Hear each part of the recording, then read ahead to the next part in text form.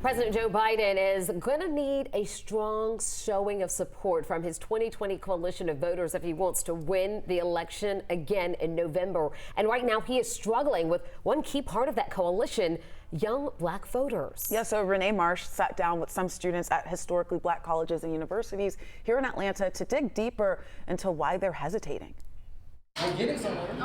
This November will be the first time Lonnie White and Rokia Garbo will be old enough to vote in the presidential election. And just the second time Malik Poole and Mosin Shora will cast a presidential ballot. None are planning to vote for Joe Biden or Donald Trump. If I were to vote tomorrow, I wouldn't vote. Period. Ideally, I would like to vote third party. I will vote for an independent candidate. I'm considering either voting for Claudia de la Cruz or Cornel West at this point.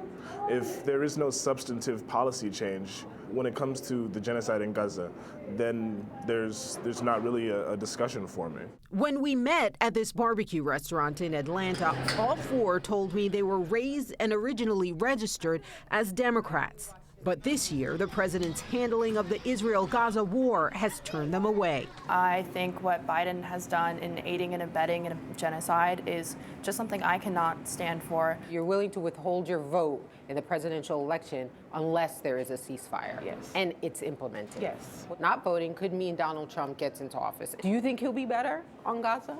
Trump would probably say flatten Gaza and make it into a golf course. I have absolutely no faith in him. Would you not say that also the people who are not voting for one of the two people who are the likely people to really be in this race have a role to play in kind of giving the race to Donald Trump in a state like Georgia where it's going to be like razor thin? Yeah, no, I'll do you one better, actually. I think that just means that's why the Democrats should listen.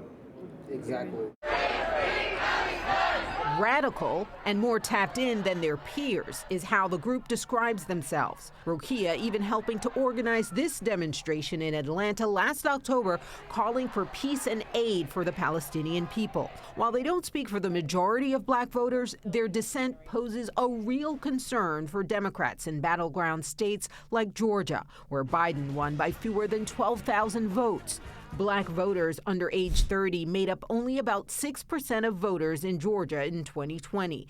That group voted for Joe Biden by more than 50 points. We are holding their election in the palm of our hands, and they're not listening. We're tired of just hearing him say these things, these empty promises. We have no trust in Joe Biden. The Republican Party isn't earning their vote either. Both sides are just equal, all. Nothing is being done for us. If enough people vote third party, we can win. That's my thoughts. President Biden's campaign has touted his success on key issues affecting young voters, including student loan forgiveness, lowering unemployment, and tackling inflation. Still, though, I don't feel it.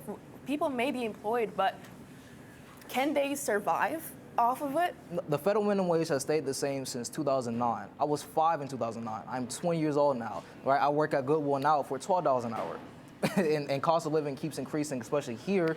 What could President Biden do to change your mind as far as how you'll vote in November? Call for a permanent ceasefire and actually implement it. I would like us to stop giving aid to Israel. If he doesn't get elected, that is his fault. That's not our fault. That's not the black voters here. That's not X, Y, and Z. No, it's on him.